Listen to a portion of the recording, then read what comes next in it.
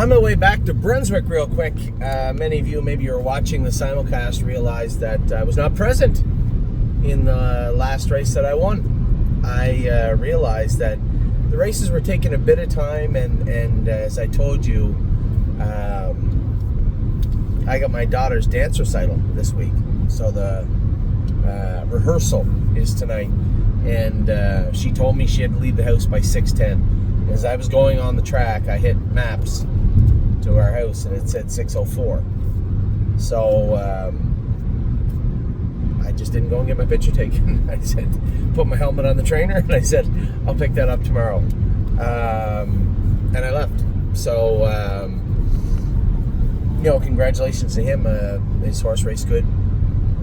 I'm embarrassed to say I don't even know the name. Yeah, I do know the name. Mickey.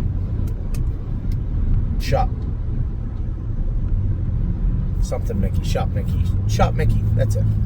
Was a winner in race number 9. So, obviously, although I appreciate the drive, I certainly did not go over there to drive Shop Mickey. I went over there to drive Captain Incredible, and I had talked in length about the shoeing of Captain Incredible and how cut and dry. Now, you guys are front and center. You now see the difference between just the most minor, minuscule things you may not even understand make a massive difference. And I come off the track and I said to Tim, right there, these 2 charted lines, these 2 races back to back, week to week, are a glowing example of when things are perfect and when things are almost perfect.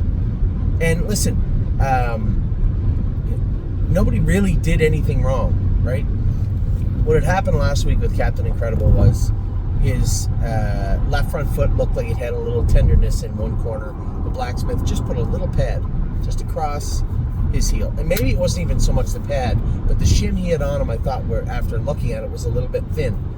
You may think you're talking, I'm telling you what, you're talking almost the difference of not quite a piece of paper, a couple of pieces of construction paper. Now, the shim he had on today on the inside of his feet, which tip him this way ever so slightly, would have been the width of, for Canadians, the width of a loonie, maybe. Actually, America has, I said this last week, I saw dollar coins. Either that or somebody got me with $2 coins from the U.S. The width of one of those. Last week it was about half that. And with this pad on the bottom of his heel, it almost helped flatten his foot back out. So it took that tip almost out. And you may think to yourself, and everything that happened was for the right reasons. Right? He's a little sore on that foot. Okay, well, let's help that foot a little bit and you'll be all right. And you think to yourself, well, you're helping the horse. Obviously, the horse is going to be better for it. It's not the case sometimes. It doesn't work that way. That little pad and that maybe not quite thick enough rim pad, shim on the inside of that horse, just allowed him to get to his knee ever so slightly more. You combine that with the track was a little bit harder last week, maybe too. He just felt like he was out of soap. Now, in fairness, pace 52 and 3. He didn't look great, but he was maybe short too. He hadn't raced in a week. There's a lot of factors that went into that. But the one takeaway I told you guys last week, Captain Incredible has that fence post that he's on, or that fence that he's on, is thin. On one side, everybody goes home happy. On the other side, no one goes home happy. And that fence post is ever so thin. Now, he was at his knee, his outside knee today. You probably never noticed. It was ever so slight, but he was. And I'm almost tempted. I said to Tim after, Rosa and Alexandra wore that little go straight on the left. Now, here's my take on it. There's nothing saying that will help him go faster or better in any way, shape, or form. In fact, it may slow him down. I don't think it will, because he's a big, powerful colt, but it might. I don't want to put it on if he doesn't need it, and I don't want to not put it on because I'm worried about it being a little unsightly. Somebody saying, "Oh well, Captain Incredible, where's that ghost right there?" He's just got a narrow shoulder. As he gets older, and those shoulders fill out ever so. Now I'm telling you, when he's real good, he won today with his earplugs in. Yeah, I chased him a little bit down the lane, but he's off by 4 lengths. Earplugs still in his ears. And when he's touching those knees, he isn't mauling them. He's just scrubbing on them. And you saw the difference. I told you the difference in his shoeing last week just caused him to hit it ever so slightly more.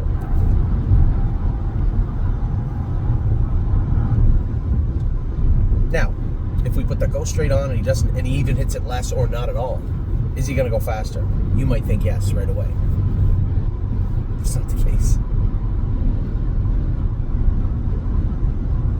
I suspect it's worth trying, though. I'll tell you what he is. He's confident. He was jostled. There was a horse to the right. There was a horse to the left. We were getting parked. I still didn't want to push too hard on him, right?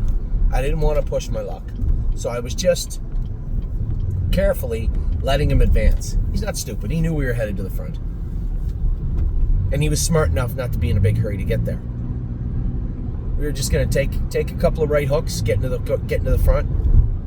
I would have probably cut Brady Brown loose because that's a good colt. That colt, little food for thought for us stable people, that colt that Brady Brown was driving, riding the waves, that's an older half-brother to ride the rodeo.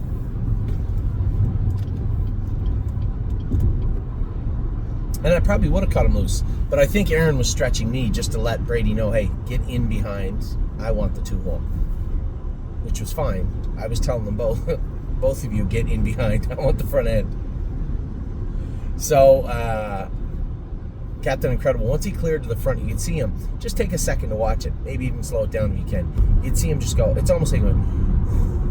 And he just kind of sunk his head into his head check. Where's a big, long head check anyway? Just kind of sunk his head down a little bit, grabbed a hold of the bit, and was just waiting for marching orders. I just let him sail down the backstretch. I could hear Aaron kind of growling at his horse, and I know that horse. He hits his knees a little bit. So I said, well, if he's tiring himself out and picking at himself, too bad. It's just the way it is. So I just let Captain kind of sail along and take the wind out of Aaron's horse's sails. He might have been a little sick or something, too. I have no idea. But Captain felt good, felt strong in the last turn. You may see us. It's very minute. It's actually a Buxton that they built, and there's a go straight on it. Rosa and Alexandra wore one, I guess. Jason told me. I forgot all about it. Jason told me, and she, same thing. She would almost the same gait, far less output, but almost the same thing. Would pick and pick and pick and pick without that go straight on. Once in a while, she'd pop that knee, hit it a little harder, much like Captain did last week. So it might be worth trying on him. He's such a beautiful horse, so you know that you have this big, beautiful animal. You don't want to put this added equipment that may diminish his appeal on him, I guess. So the hubris, I don't want that to play a role. So we may actually put that on him next week. But man, he was very, very good. One thing I said to Tim was, physically, I don't think he's going to have any problems with anybody. But mentally, I don't know if he's mature. Like, I shouldn't say that.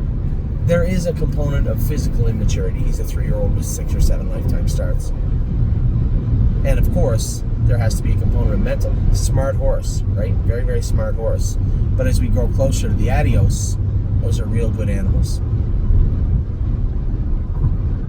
So we may have to actually add to that total of starts that we had hung on him earlier. I think it was 13 or 14. It may get into 15 or 16 now. I do think he should probably race next week. As we get closer to July, we got to see that confidence continue to grow. Test him. It's a great place to test him. He had a short field. Only a few horses in there could pace with him. He overpowered the field again, but eventually he's going to get in with horses he cannot overpower. He's going to have to flat out beat them. So our job between now and the Adios, if possible, is to help him physically and mentally prepare to do battle with those horses. And maybe he just can't right now. I don't know. As I said, Dave Malone and I were talking about it after. He said he just never gets tired. I said, he gets tired, but he's such a nice horse. I said, I don't know if he's going to be the horse we want him to be right away, but he is going to be a very, very good horse for quite a while. If we can just manage him, keep him sound. Tim's doing a great job. And this is part and parcel why I said Tim and his crew should be the ones to race this horse in Kentucky. It's not a super far ship. The horse is super easy on himself, and they know him. And that's not to say that you wouldn't have the same thing in Kentucky, but I think transplanting him, looking for a new blacksmith on a new track with a new, with a new system, I just don't know if it's the best way to go. Listen, if we race him a couple of times and it's not working out, then I won't hesitate to leave him down there, or not go back for that matter. But I think we're still on the right path right now. Certainly a mile and 51 and 1 off a half, and 56 seconds, and 55 and 4 is listen, it's a good post to pass, to go past. I can tell you that. It's a good hurdle to blow through. The speed is picking up. He's getting more comfortable. This is a horse that used to make breaks. He feels comfortable now. He understands what he can do and can't do, and he's happy to go as fast as he can inside those lines. So I think we're going to have a lot of fun with Captain Incredible. I was very happy with him. Obviously, I had a lot of stress on me today. How would this horse perform? Would he be better? If he was better, how would that look? How am I going to drive him? I don't want to get away, in the back 9 again. Although I don't want to get stretched too hard. 27 and 3 really isn't that hard for that caliber of horse. I couldn't get him there any quicker. But I wouldn't say it's an extraordinarily ridiculous quarter pole for a 51 pacer. Okay, so Captain Incredible's out of the way. At 9:49 tonight, we have Chicago Hall, another highly touted 3-year-old that I think very highly of. And ties in very importantly also for my partners out there today that heard the news that Blue Rare bled a little bit in our qualifier. It's important also because Chicago Hall made his first lifetime start on Lasix, and not shockingly, he too is a muscle mass. So that's where we're at right now. This is your third video. You guys are getting spoiled today. This is your third video, 4:30, and we've only raced one horse. Just a lot going on. Tim and I were going over the condition sheets for next week. It looks like we are going to race some horses. They won't be the next generation horses. I don't think that makes a ton of sense. It looks like Cherry's Girl was one we talked about racing in the maiden trot fillies and mares. That looks like a smart place for her. Just trying to think of who the other ones were. The Colt would be highest honors, I think. I think he could use one extra start that maybe a Diosa Della Danza did not need. We'll see. I'm going to ponder all this for the rest of the week. But as of right now, it looks like Cherry's Girl would be the trotting filly. Trotting Colt would be highest honors. The pacing Colt would be highest honors.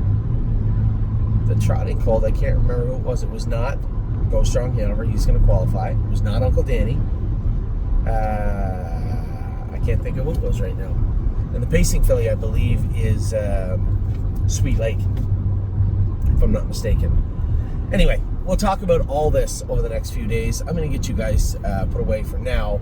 That will be my last video for this evening. I'm not going to do one at 10 o'clock at night for Chicago Hall. We'll talk about him tomorrow morning. All the luck in the world. He's going to have to race real good. He's going to have to get driven really good.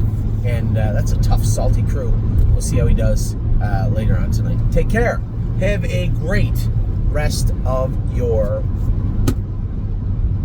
Thursday. Take care.